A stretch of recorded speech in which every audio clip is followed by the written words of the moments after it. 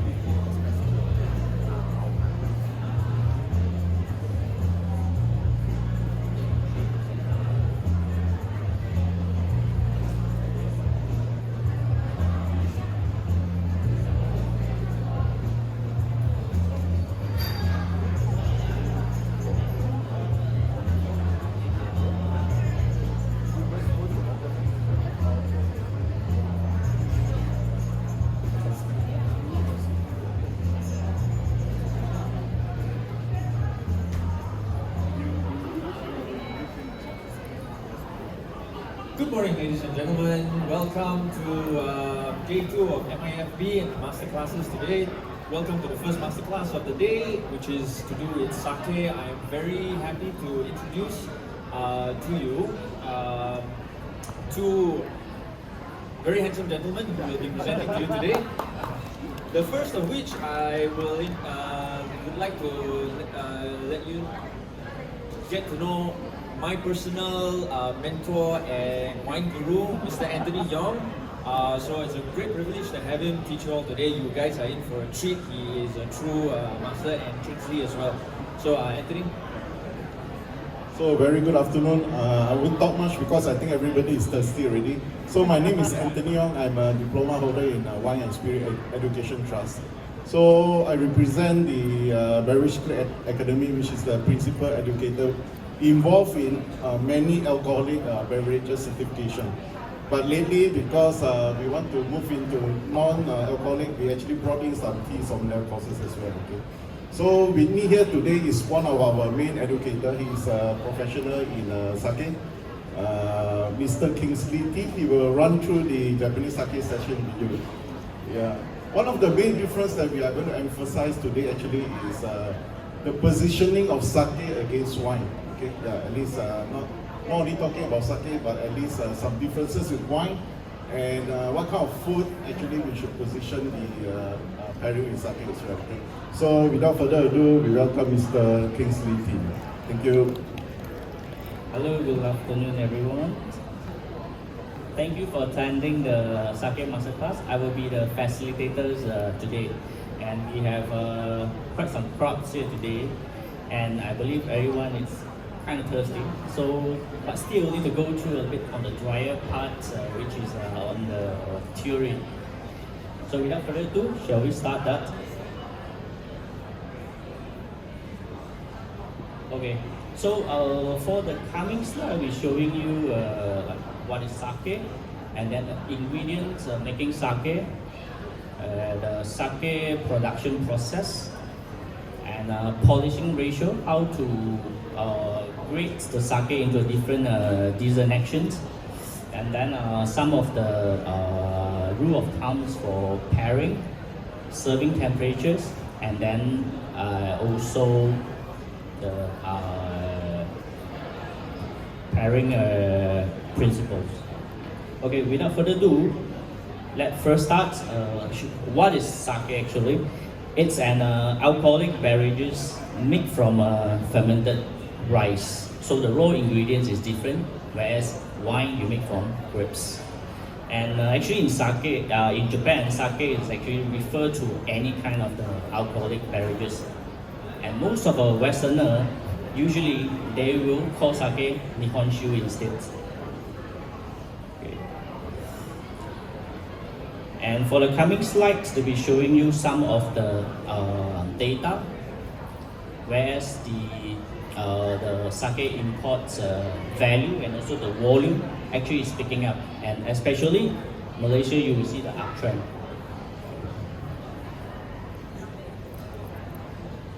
And this is by value. So there's a sharp increase from 2021 to 22.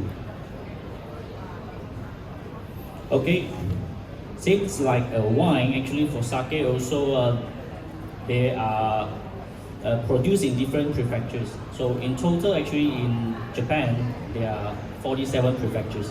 So here are some of the more famous prefectures that are producing sake. So we have here Hyogo, and then Kyoto, Niigata, Saitama, and also Akita.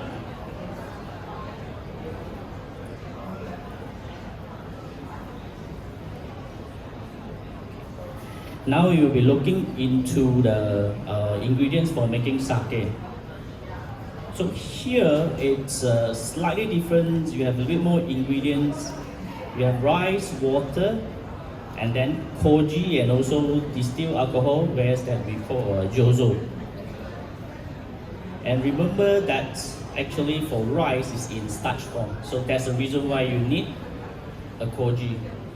A koji function actually is kind of a mold to convert the starch or break down the starch into sugar so that it is in a fermentable form for yeast to convert to alcohol later on. So this is a very different fermentation process that's in comparison to wine. Alright, here put comparisons in a more detailed manner. As we can see, for wine, it's a singular process. So whereas you have the grapes, and then when you have grape juice, you have a yeast will convert the sugars, and this is so-called a fermentation process, whereas that you produce the alcohol, which is wine. And for sake, it's a parallel process because you will need the koji to break down the starch first to sugar, and then yeast only able to convert the sugars to alcohol, which is end product is sake. So, and the process is called saturifications.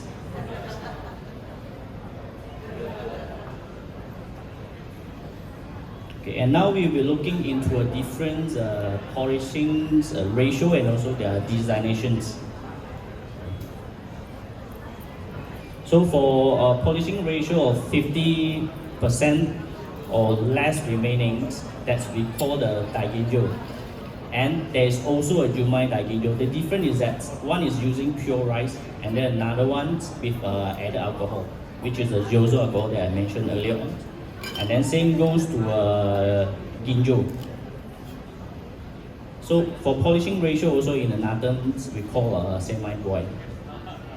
So for 60% or less remaining for the original grain, and then we will be either classified as a ginjo.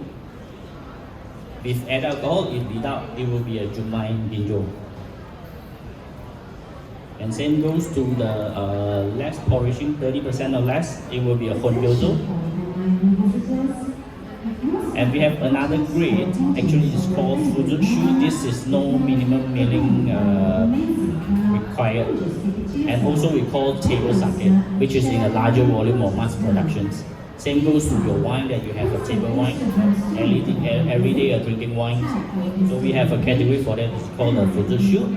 And for Junmai means it's pure rice. Actually there is not really a specific polishing ratios that required for Junmai. However, usually you will keep within 30%.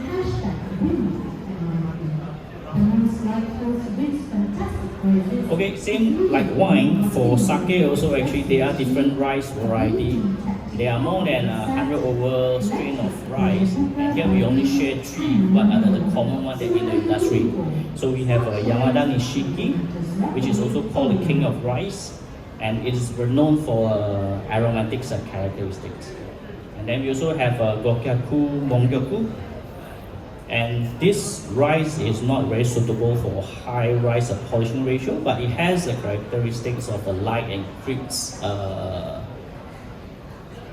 characteristics. And for Omachi, actually this is a very hard rice that to grow, but it is also a very robust Omachi sake rice. Is able to contribute like the earthy flavors, and then also a bit more structures and robust.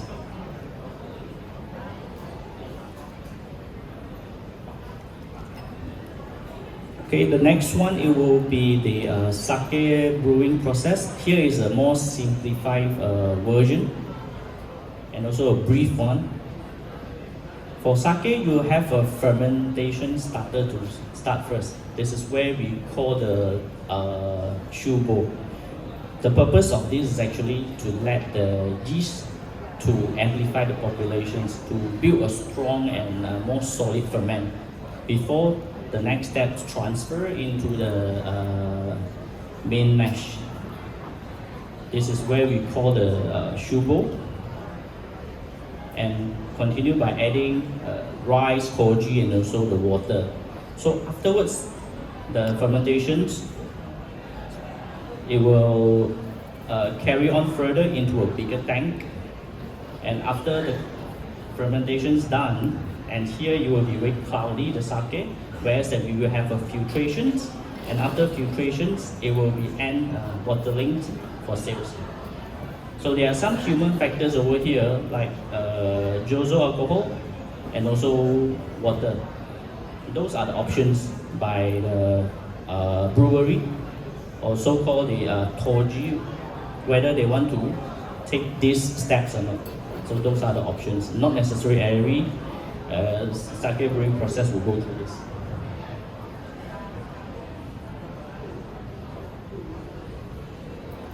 Okay, and then next we have some understanding of the sake indicators like SMB, and sometimes it's even at the back of the label of the sake bottles, acidity and also amino acids.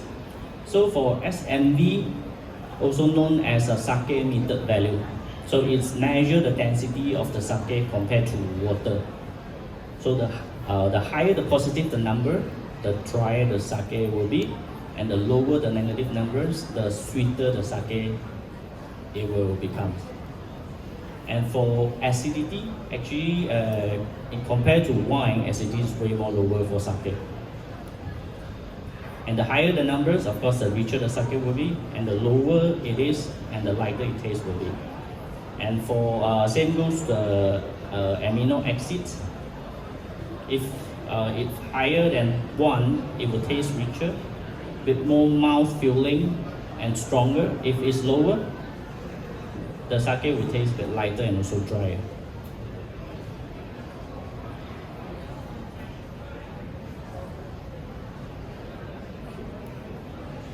So I believe you already have 2 sakes on the table. Let's try the sake.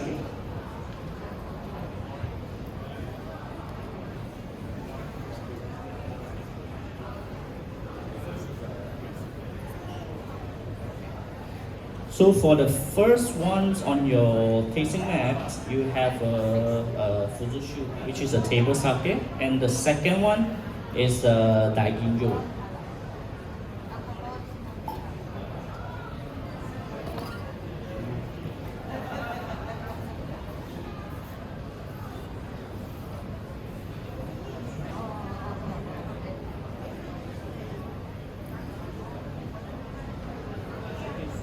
You can swirl the glass and then compare the nose before you drink it. So over here, in comparison, for the Fuzushu, it will be a bit not so aromatic, and if you compare to the Daiginjo, it will be very, very aromatic, especially on the fruits. The second one is more bubblegum. Bubblegum smells good.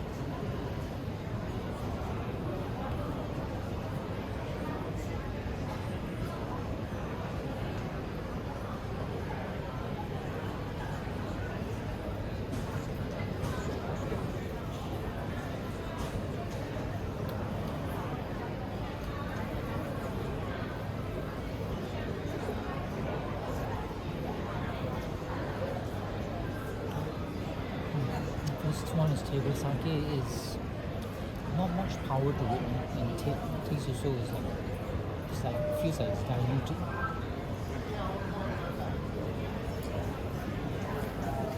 Which sake do you like, first or the second? First one easy to drink. Do you think it's a bit drier, the palate? Very mild. Actually, for wine, it's different from sake. Because wine is looking for long finish, you want a lot more complexity, but for sake it's another way around. So for good quality sake, it's actually they are looking for clean, crisp, and then also a short finish. So for sake, it's a different judgment on the quality.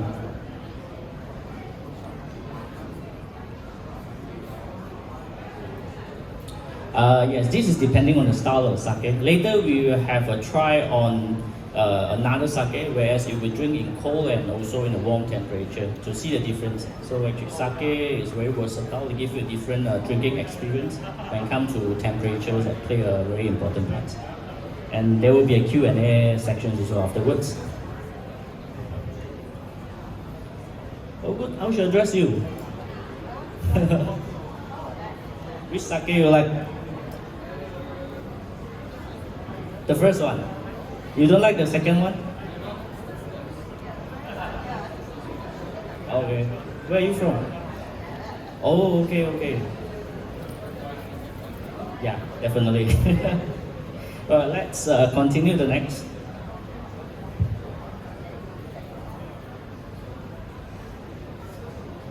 Okay, here's some of the rule of thumbs of pairing principle. So for acidity, it's good to cut through the fats and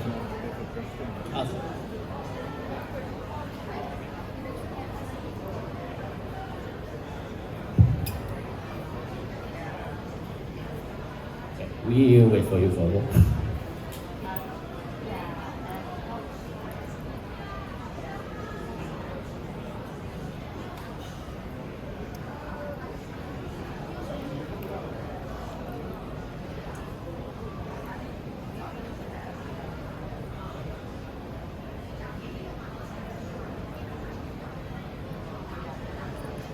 Alright, acidity, it's good to cut through the fats. And for protein, it will be softened tannin. This is also the reason why that's when you are eating meat, red meat, you want to have a red wine because of the tannin structures in the wine. And salt complements acidities and also sugar, whereas alcohol will intensify spiciness. So especially when you are eating a very hot and spicy food, if you drink a very high alcohol beverage, it will even intensify the spiciness that's in your palate. So for pairing, for example, in wine, usually we go with something that's either it's come with some sugar, some medium sweetness of the wine, or some sweet wine. This is to counterbalance. And there is complements or contrast the dish. This is also another rule of thumb. Pairing, it can be complements or contrast.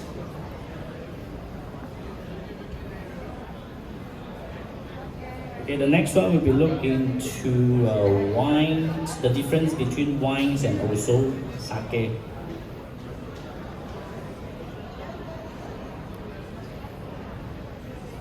So in sake, it should be breakdowns into few components like the sugar contents, acidity, amino acids, finish, and also ABV, alcohol by volume.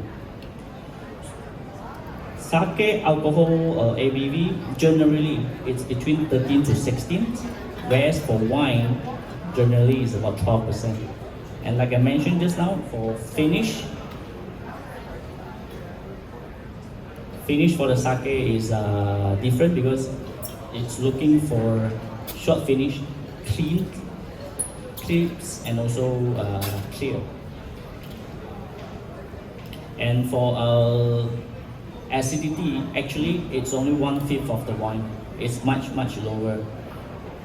The main acidic components in the sake is succinic, followed by lactic and also malic acids. You can refer to the graph as well over there. So there's a sake, beer, and also wine in comparison to amino acids and also acidity. And for sugar contents in the sake, it's mainly glucose, whereas in the wine it's mainly fructose.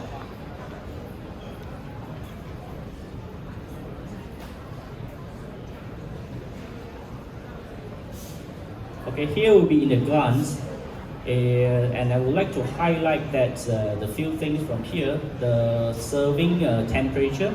So for wine, usually serve between 7 to 18, and whereas for sake is from 5, it can be even up to 55 hot sake.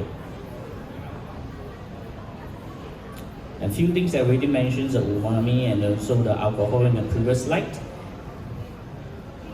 And for sake, the aging, it's actually is much shorter. It's typically is about a year, whereas for wine, it could be well kept for those that have an aging potential. It could be 5 years, 10 years, 15 years. And also for wine, it may require decanting before the service. And for brewing process, wine is actually is shorter and with lesser ingredients. If you recall that for sake, actually we have more, especially when it comes to the koji, which is the main of it. And then for sake, is a longer brewing process with more ingredients and only allowed neutral distilled alcohol, which is jozo.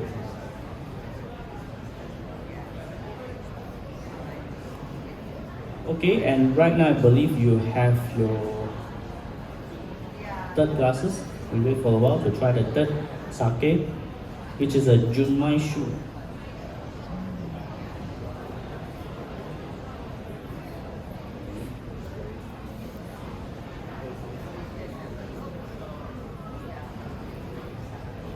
Okay, while waiting, maybe I also explain a bit about this slide. There are some similarities that compare to the previous one. Here I want to highlight which is the iron and also the tannin. So tannins will create unpleasant flavors when it's combined with oily fish, for example. However, in sake, there is no tannin or relatively low if the sake is go to age. There are some aging sake also.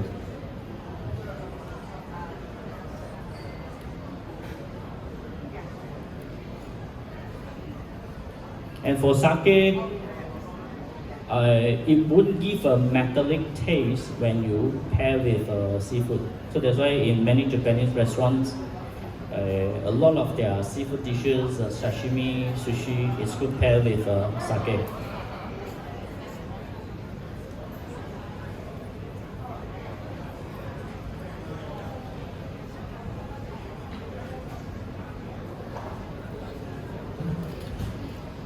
Let's try the third one.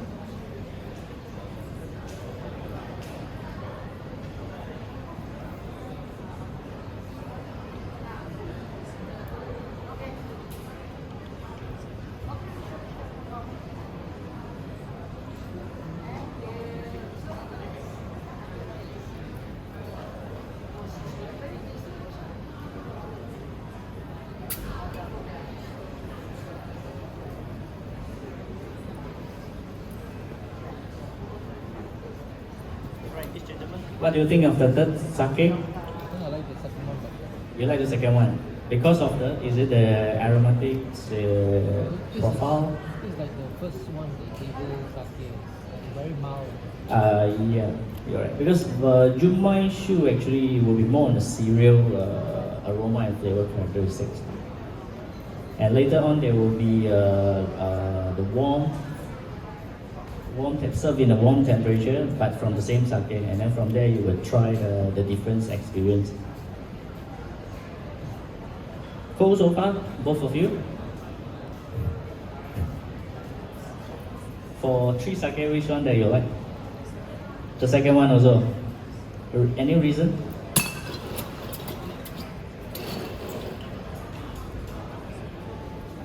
Okay.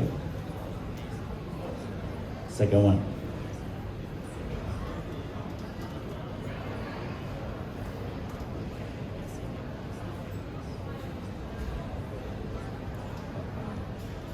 Cool. I think sake, they're all good sake, and also depending the style that you like. It's very versatile for sake.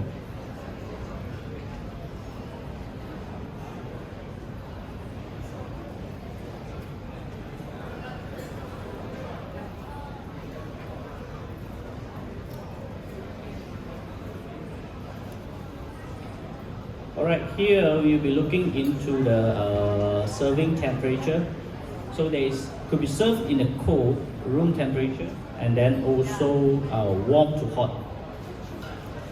So for warm to hot here, it will be like 30 to even 55 to 60. So every different temperature comes with different terms. So for cold, it will be from 5 to 15. And from different temperatures of the sake serving, and we will be looking into the expressions of aroma, textures, and also flavors. So when the sake is served cold, the aroma will be a bit close, but it will give you a bit more fresher aroma, especially those that more aromatic sake, like ginjo or daiginjo style. And in term, for if this type of the sake being served in the warm, it will have another opposite effect. And for texture wise, when the sake is served in a cold temperature, it will have a firm and also a leaner structure. And when it's warm up, it become more mellow and also softer, and also less viscosity. You feel it's a bit more lighter. And the last one, flavors. So when you serve in a cold temperature, the bitterness, it will be a bit more apparent. It will be less umami, and then and also sweetness, but you're able to present you a more fresher acidity. There is some style of the sake which is a bit more umami. When you serve warm, you will taste the difference in terms of the sweetness and also the umami. So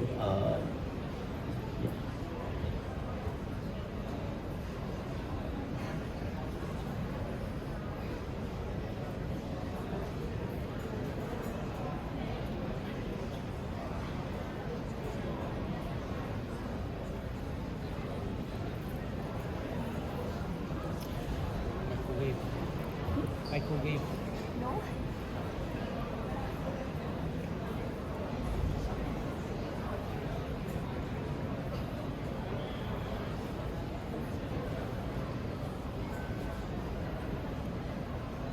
you can compare the third and also the fourth because they are from the same sake, just that it's serving in a different temperature. So for the warm one, actually is being heated up. We are using a hot water bath.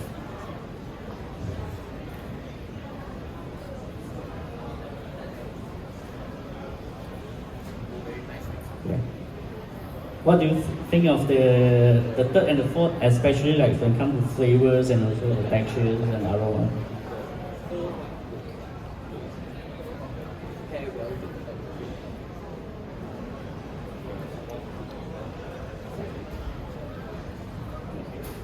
That's a good one. And what about for you? For more, much better.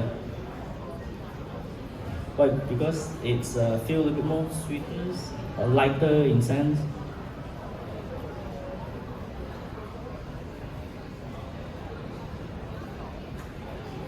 Texture wise, yeah, the viscosities that I mentioned.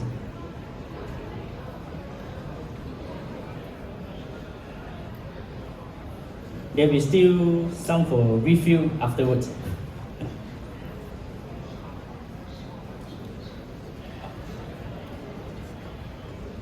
And what about you? Which sake do you like? Warm one or the? Okay. For these two gentlemen? One. You prefer for one? Yeah. There are some styles of sake, not every style of sake, of course, is able to serve in a warm or cold. Some style that will be much better. The third, yeah, Junmai, the Junmai shoe.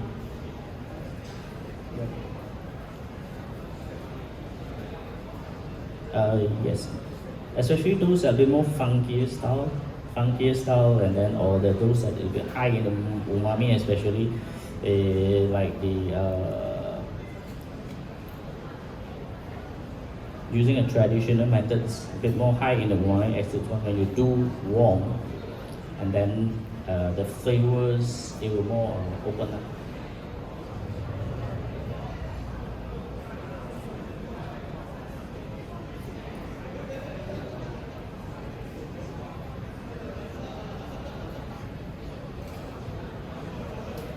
Okay, the next one we're looking at the sake storage. So there are some of the tones. For example, avoid from UV light because the color it will change, or you have a burn or smell, animal smell. And then avoid from high temperatures or high heat area. Near to the strong, avoid from strong odor or the oxidation. So when you open up the sake, you need to put the cap back. So these are some of the recommendations that we're just doing sake. Yeah, it could be. And for sake, the bottle size, if you realize, very common, it will be in 720 ml, and there's a bigger one like 1.8 liter. So, okay, so the masterclass ends here, and if you have any questions, you could raise, and also this is our QR code you could scan and then to get more upcoming courses detail. And thank you for your participation. Thank you.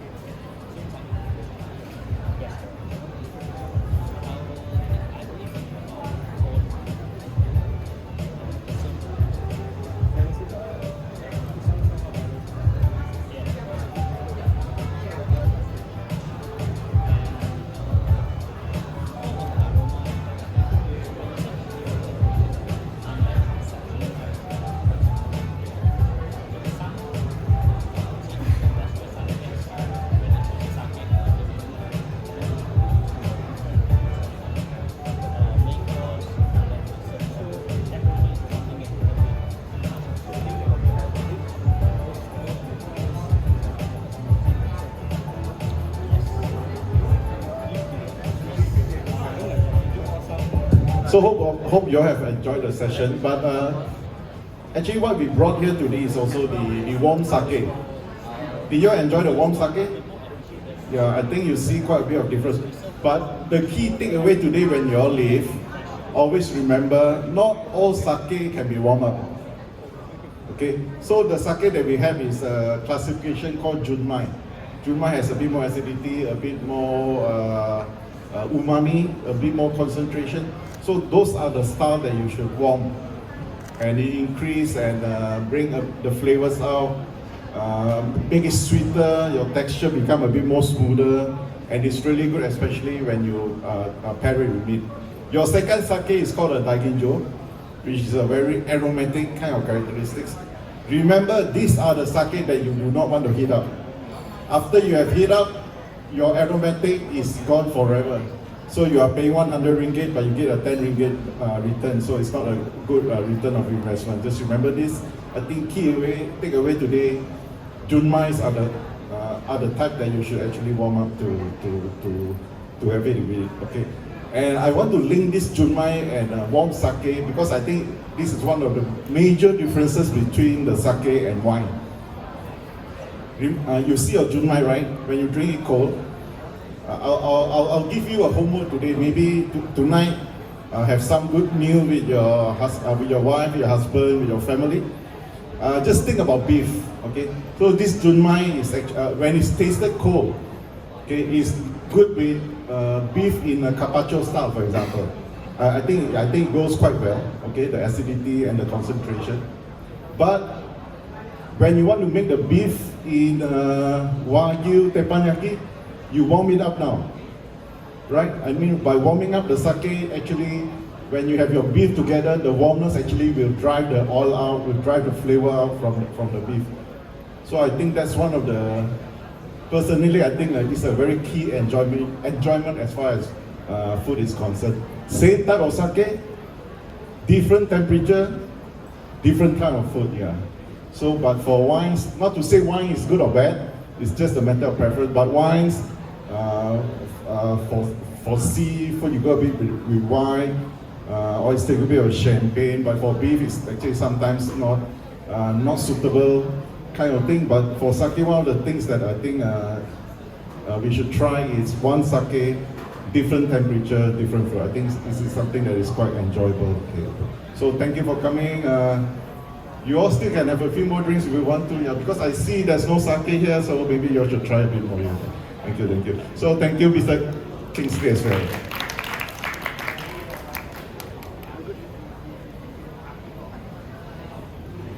Hey guys, thanks so much. So I hope you enjoyed the session. He ended a lot earlier than we expected, but he did make up by offering you more sake. So we had actually until 1:15, and after that I think we're going to have to start turning the place over.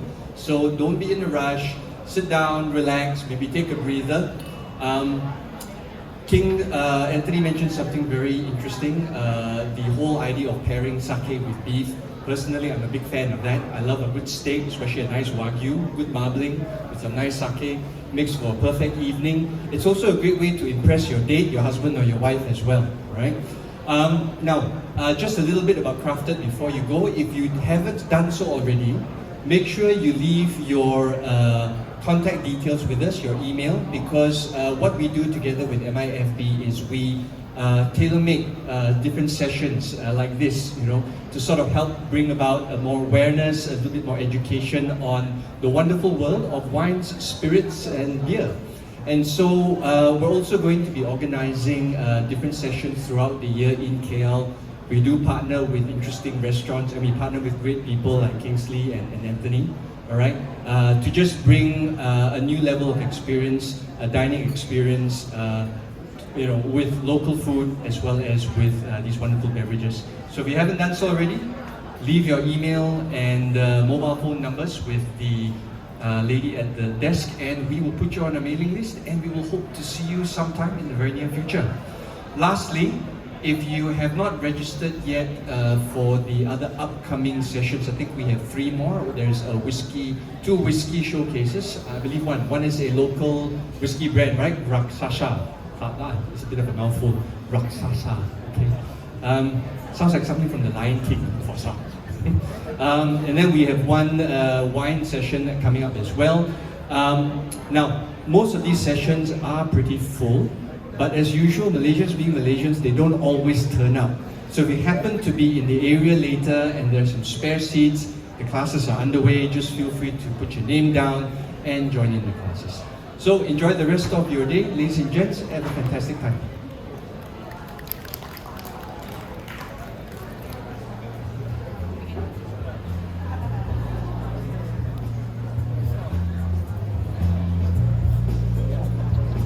Today there are 4 master classes.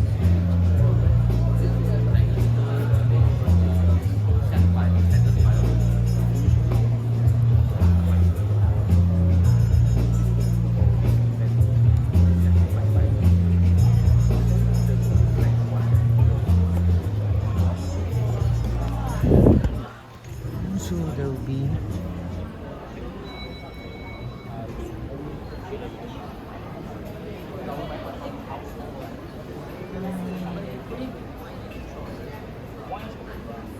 if you're interested in this sake, there's the QR code.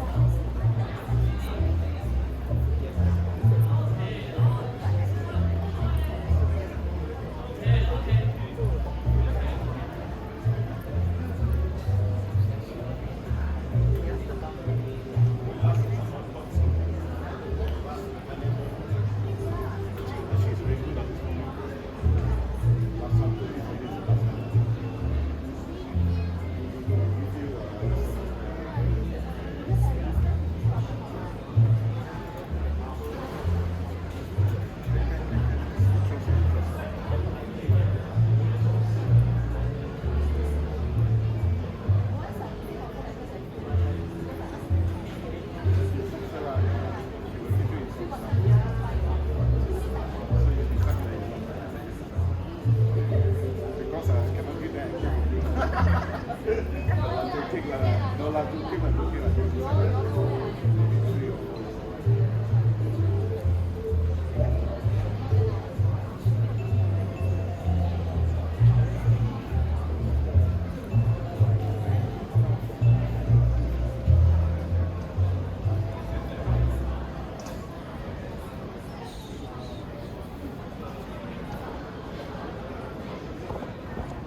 So there's sake. Bye bye.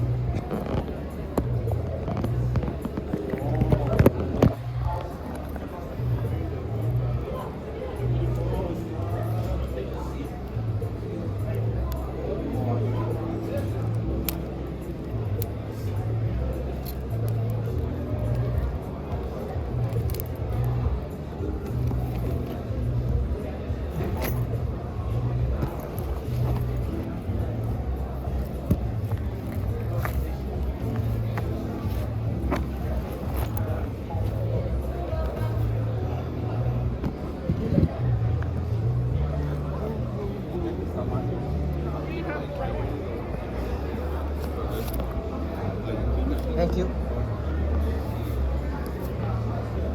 Get some food.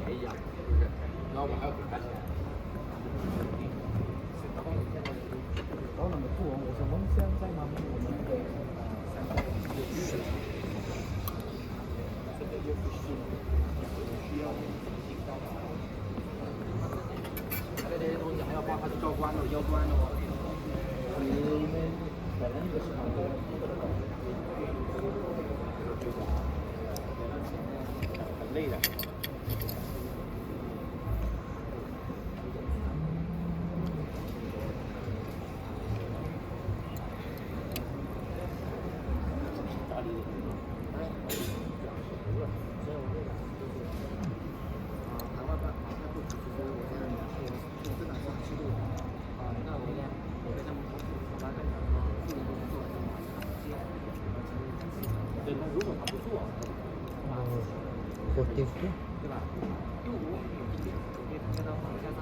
This water in jalan.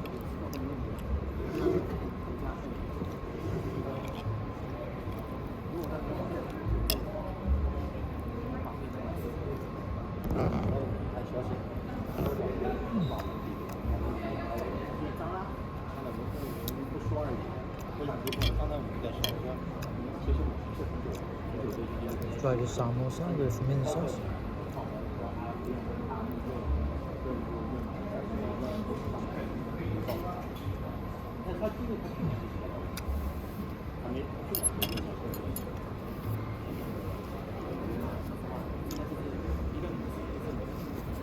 Sauce kind of sweet.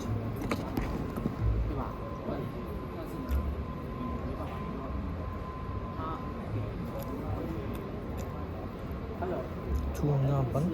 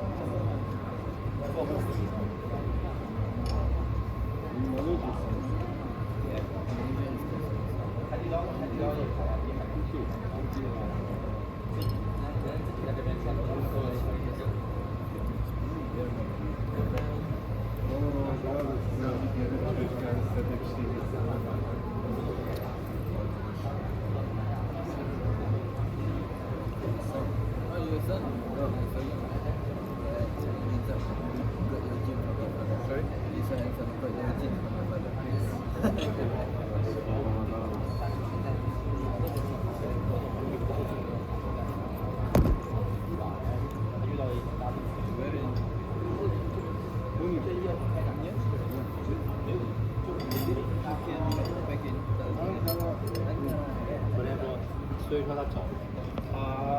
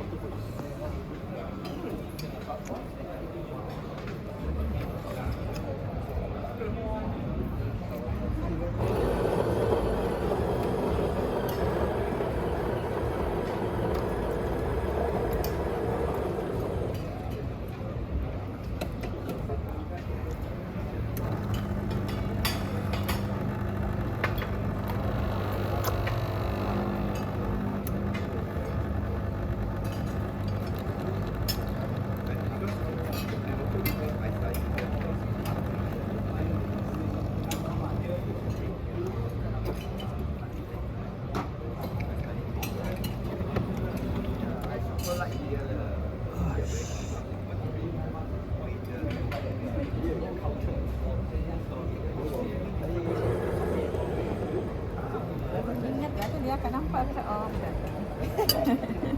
Cik ke? Tak ada sugar ke? Tak ada, dia tak, memang tak ada sugar. Okay, thank you.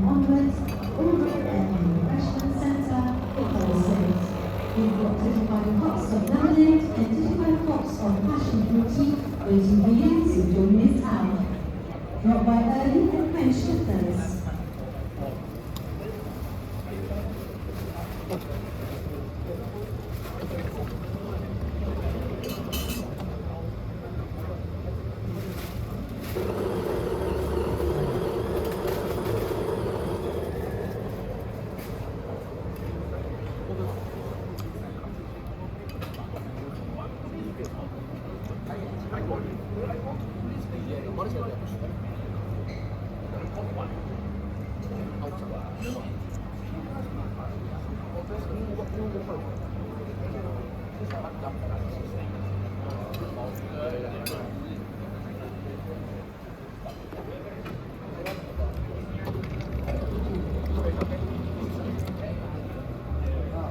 Banyak ke milk? Ha? Dia akan taruh banyak milk. Kopi saja. Oh, tak ada milk lah. Itu you ambil apa? Espresso. Espresso memang tidak ada susu. Oh.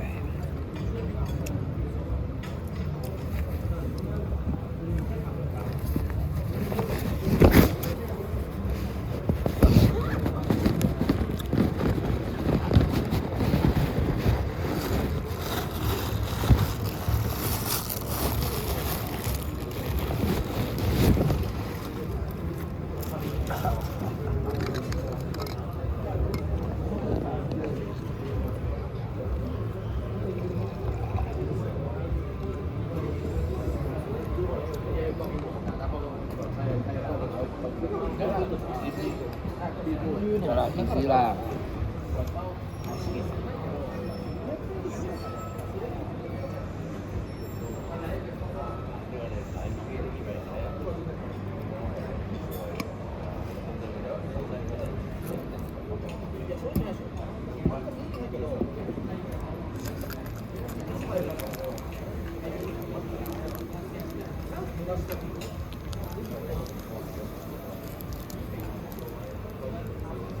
こうやって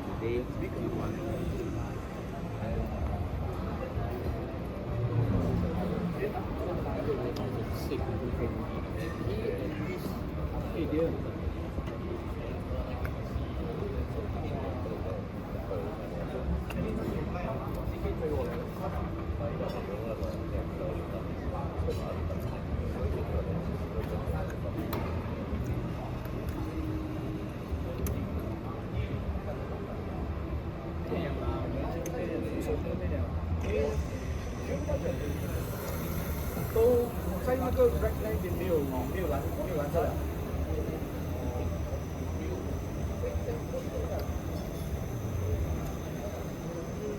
But originally when you request 的时候是有你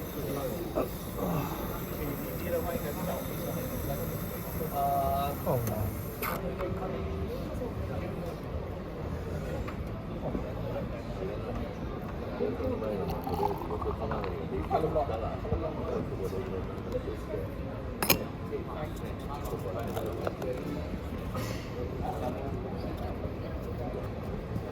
可以找一找好了。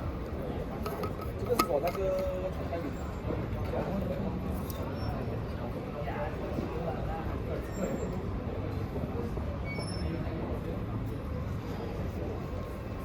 你看明天有见我飞机吗？